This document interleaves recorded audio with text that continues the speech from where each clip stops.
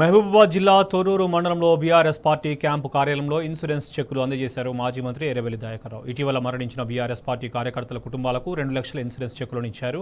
Party కోసం కష్టపడే ప్రతి కార్యకర్తను కాపాడుకోవడం కేసీఆర్ లక్ష్యమన్నారు. దేశంలోనే మొట్టమొదటిసారిగా కార్యకర్త కుటుంబాలను ఆదుకునేందుకు ఇన్సూరెన్స్ కల్పించిన ఏకైక పార్టీ బీఆర్ఎస్ అని పేర్కొన్నారు. కార్యకర్తలకు ఒక భరోసా ఇవ్వాలి, దాన్ని మనం కాపాడుకునే ప్రయత్నం చేయాలి.